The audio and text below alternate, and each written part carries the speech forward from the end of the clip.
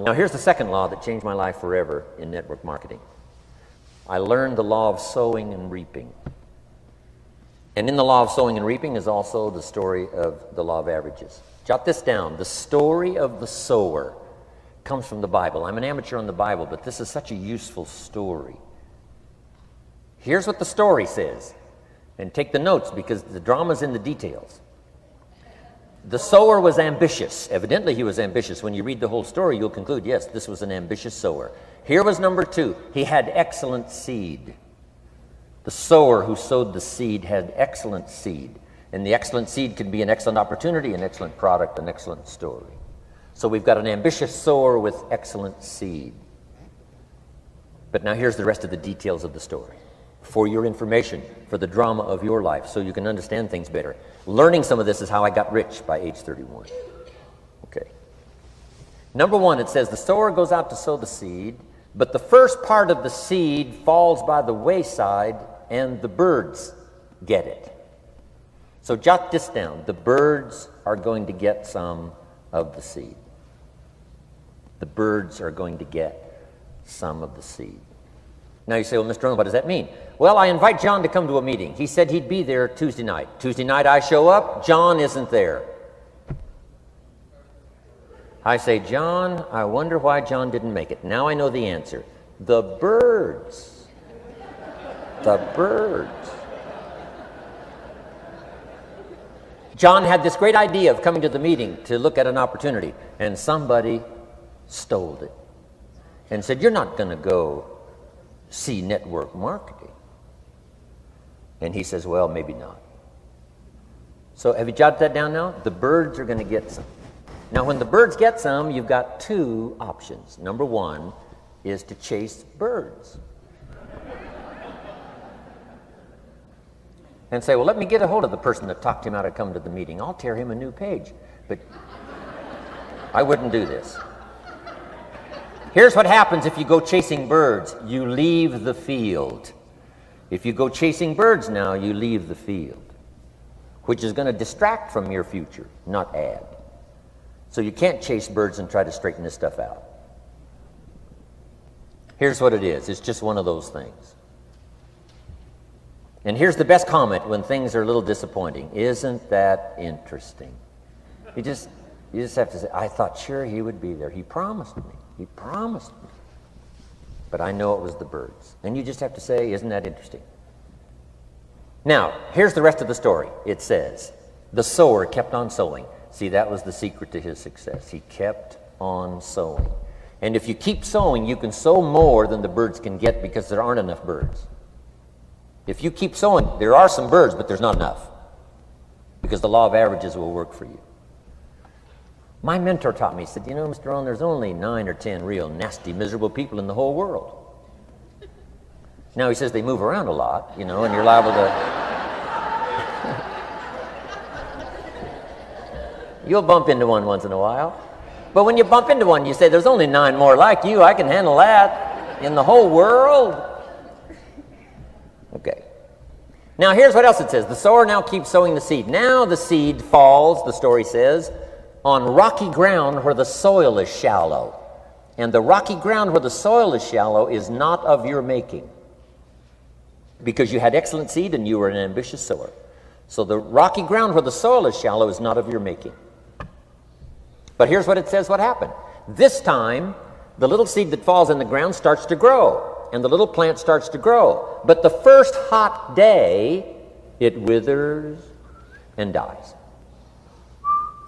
It dies. Not an easy thing to watch.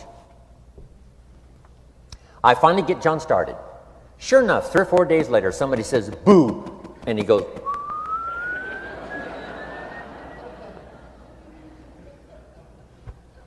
he's gone. Doesn't show up at the second meeting. And I say, I thought sure John would last a week. What happened? Jot this down. The hot weather is going to get some. And this is not of your making. Here's what you must say when that happens. Isn't that interesting? Wow. What can you do? The answer is nothing. You say, well, I'm going to try to change this. I wouldn't take that class. You know, the sun comes up in the east. Somebody says, why is that? I wouldn't spend much time on that. Just let that happen. Don't go for this why stuff. I'm giving you the answers here. The answers is in the structure and the consequences and in the deal. The answer is in the deal. Anything beyond that is not worth study. You say, well, how come some just last a little while? I wouldn't sign up for that class. Here's the answer. Some don't stay. You just have to jot that down. And when some leaves, you say, that's one of those that don't stay. Now you know what category to put them in.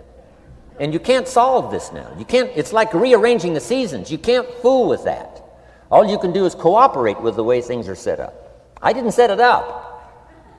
You say, well, it shouldn't be this way. Well, when you get your own planet, you can rearrange this whole deal. But on this planet, you're a guest. You got to take it as it comes.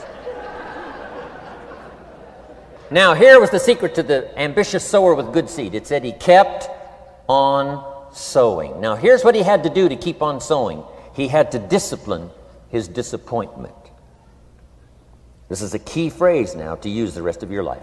You must learn to discipline your disappointment, because you didn't set up the setup, and some are not going to stay, and that is not of your making.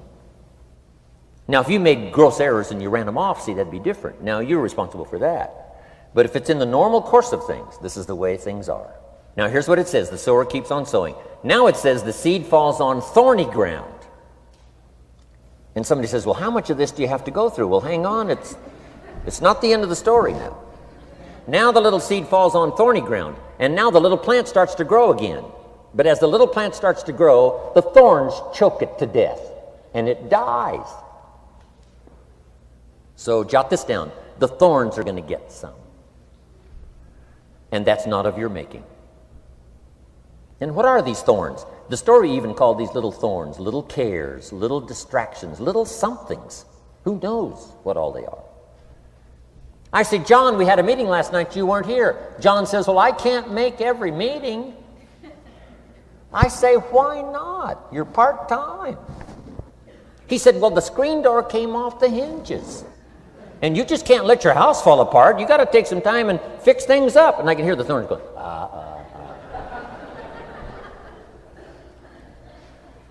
He says some extra trash had piled up in the garage. You can't let mountains of trash take over.